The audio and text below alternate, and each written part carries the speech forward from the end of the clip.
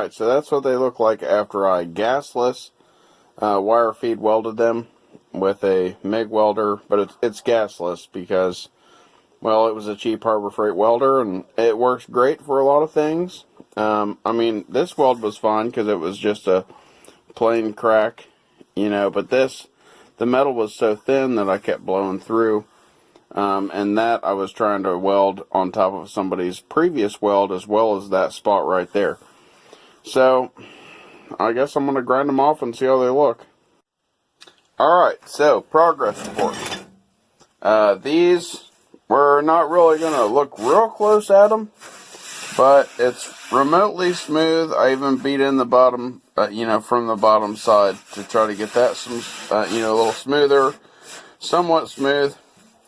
If nothing else, this here is a big old lip on the back, but at least threshing is going that way, right? And it is what it is. Alright, so after a lot of grinding, a lot of welding, a lot of discovering cracks that were not even evident until I started cleaning the metal to weld it, this is what we're left with. I'm not going to get you too close because it looks terrible. But it's certainly better than a gaping hole.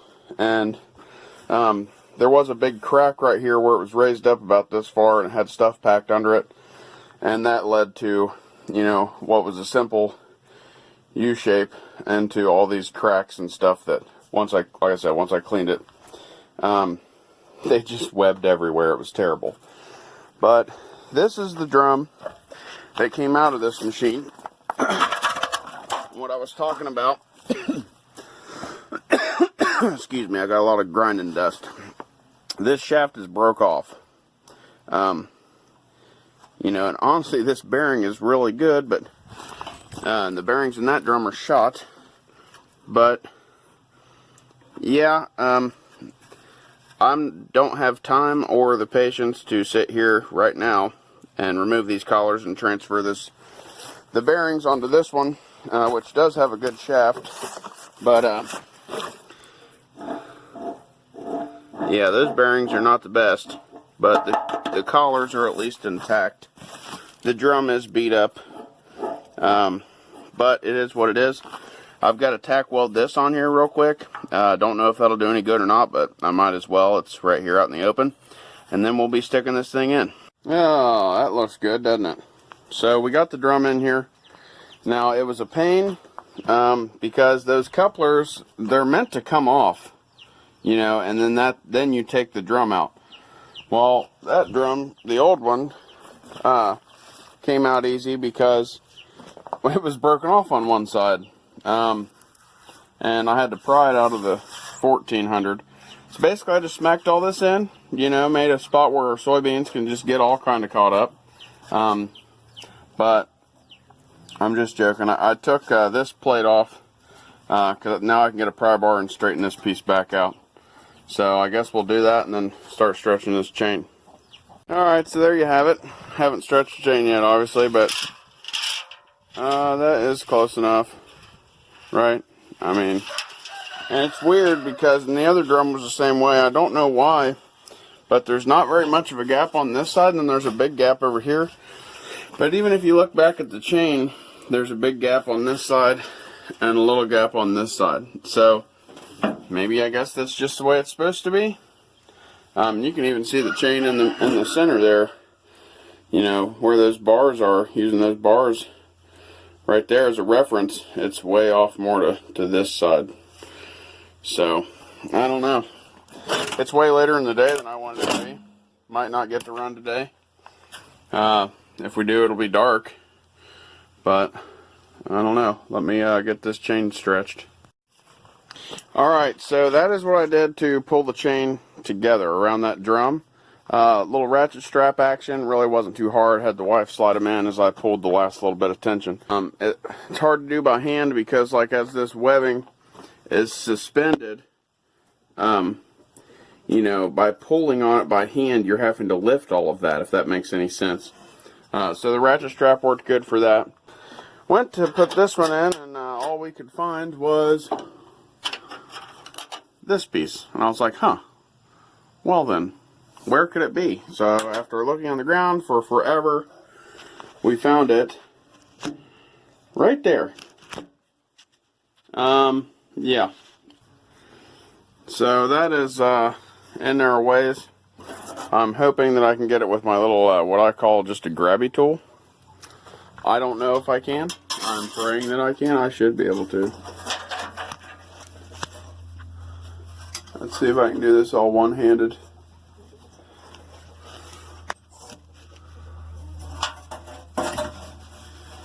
Oh yeah, that's just so much fun.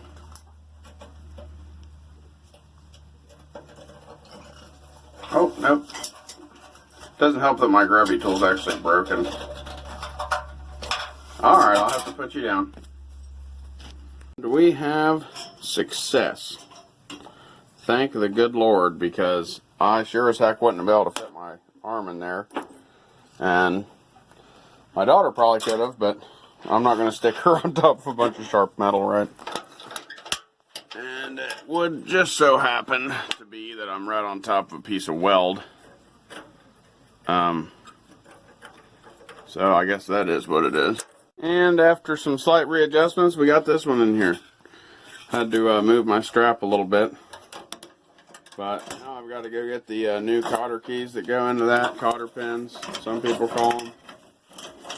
And yeah, I guess start putting the shields back on and tension the chains. Make, well, at least double check all my height measurements and that kind of stuff. And I'll have to get the manual out for that.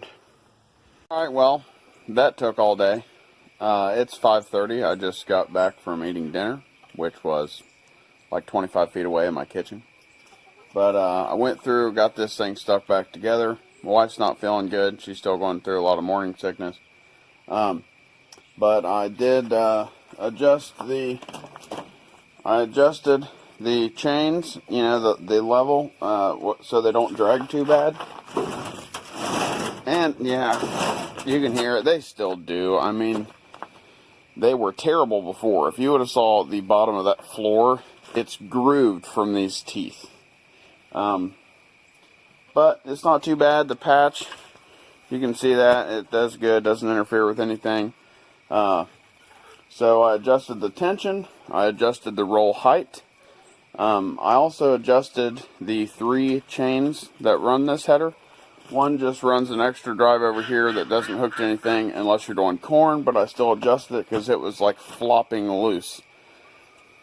Like not even tight, and Jacob had told me that he thought the chains and stuff needed some attention and replaced, and they didn't need replaced. Nothing's broken. It's all the idlers were just loose. So I got that done. Got the shield on that side, got the shield on this side. The only thing I can't find in the book is how to adjust these. You know, like, I put them back the way I took them off. They're new. I mean, they're totally new. But, yeah, I couldn't find anything in the manual on that. I also walked through all the junk in my nice workshop, right? I also adjusted the drive belt for the traction drive. Now, oh yeah, let's go get the book. I'm lucky to have the book. You know, service manuals are key to anything. So now, if you can see that, we are going to be doing the clutch adjustment. Because, as everyone knows, or anybody paid attention, and I think even Jacob had said that when, you know, in some of his videos when he owned this combine, you couldn't turn the Thresher off. And we basically had to find a turnbuckle adjustment and just crank it all the way off before I would drive it home. He thought that was silly. Maybe it was, but my thought is if you're running a machine with nothing in it, no product going in, you know, and the shoe still oscillates back and forth, you know, like the shaker bed. It's called a shoe, but so with no product on there, you're literally, everything's just banging around, rotors are spinning with no resistance or no kind of cushion inside, being the product, whether corn, soybeans, whatever. And I didn't want to do that. I did not want to run this Thresher wide open, full throttle for like 3 hours, however long it took to drive home. I just didn't want to do that.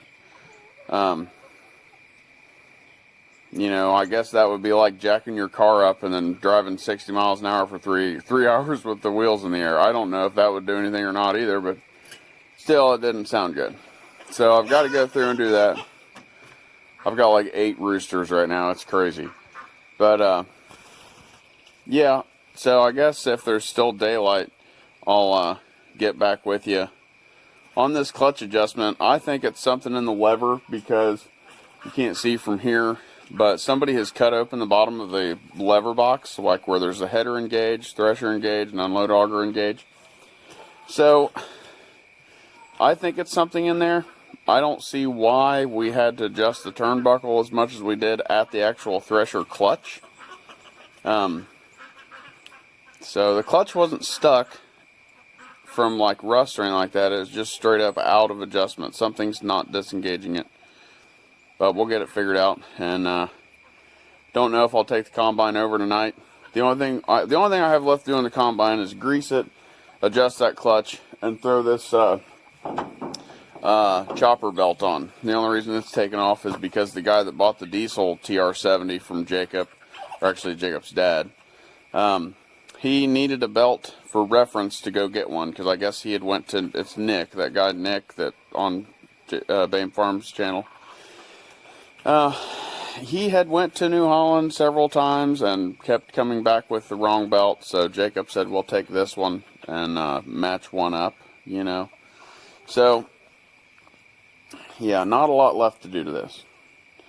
Then I've got to bleed the brakes on the F600 grain truck and see if I can get the ball out of the hitch so I can actually pull a wagon with it too. If not, I'll just truck the wagon, but yeah, I don't know. Stick with me. Alright, so now that it's dark, the adjustment for the thresher clutch, the whole problem was, if you see that collar that the shaft is going in right there, see if I can do this. Well, you're probably not going to be able to see it. But this collar here, the weld is broken right there, and that collar had fallen out. So, I'm done with the adjustment for now until we get the machine running with the head on it, and I want to make sure that it disengages and stays engaged. But yeah, I don't know why that was missed or what before, but that, yeah, so that collar came out and basically you had just the center like 3/4 inch shaft flopping around in a 1 inch, maybe 1 1/4 hole. Yeah, throwing everything off. So, got that for the most part adjusted. Fixed the fuel leak on that petcock. As you see, it's dry now because the ground is definitely not. Tightened the drive belt. We just put the chopper belt on, and now we're going to go around greasing it, and I've got a couple other springs on tensioners to check. Well, after a nightmare of bleeding brakes and cleaning out a rat nest from an oil bath air cleaner, the grain truck's running. Got a couple vacuum leaks. I did fix one more my wife actually found. It was a power brake booster. Every vacuum cap on this engine was pretty much cracked in half. Alright, so it is the next morning. We got the TR70 fired up. Had the clutch issue again with the Thresher. It's something in the linkage, but at least with making the adjustment and reading the manual, I learned where I can pry to kind of force the linkage to move. There's a bunch of slack in it, so when you go to disengage it, it won't disengage because there's slack. So you just got to give it that extra umph to, you know, to kind of get over center on the on turning the Thresher off. So we're going to get ready to move this stuff to the beams, and then I got to fix the header still. So we are currently going about 9 miles an hour. I'm only in third because it's a one-lane road and there's some curves and hills. And my wife's following me pulling an empty gravity wagon, and never pulled a gravity wagon before, and she certainly doesn't like trailers. Here's a car though, so I guess see what they're gonna do. They stopped, they're pulling over. Awesome. I will say that after tightening up that drive belt, this thing is substantially faster. I don't know what the speed is 100%. It's still probably 15 or 16. It seems way faster than the 1400 and way more stable. You know, when I was driving it home, there's always a level of anxiety. There was a level of anxiety when I started this trip. But I went down some pretty steep hills and up some pretty steep hills, and no more Holland belt. So it's going pretty good. No complaints. Now we just got to make a pit stop, get her fueled up again, see how much we burn on a 3.5 hour drive, and yeah, go from there. Okay, so this is a little dangerous, but I took Sean's phone. Well, Sean left his phone in the truck. But yeah, this is part of my job. I've been following him all day. Earlier, I followed with the truck and the gravity wagon. Now I'm following the green truck because I can't drive it. I don't know how to drive a standard. So yeah. Okay. Alright, there's the new finger guards. Replaced all but 2, I think. Actually, I think there was one side of 3 that I didn't even touch. I don't know. Only one of those panels would come undone, and that new bolt is the bolt I put back in it. All the other bolts are stripped. But getting ready to attack these things. Did set the timing on the combine, final timing. Grain truck's over here. My wife and daughter are taping the holes shut in it. It's a new bed, but we didn't tongue and groove it. Yeah, sun's setting. It is Sunday. There's the TR70. Yep, buddy. And here's the golden oldie that we're replacing. Even though I'll still probably fix that and keep it as a backup or something. It'd be good for either a backup for me or good for something for somebody. But I'm going to go ahead and end this video here because I have a lot of footage. Some of it's not great. Some of it, it's okay. Wish I could have got more. I do have the GoPro with me for what I'm about to do. So if you stuck with me to the end on this video, I appreciate it. If you like what you see, give me the thumbs up. You can subscribe and come back for more if you wish. And I'd enjoy that. So if you got anything in the comments, put it down below. We'll see you.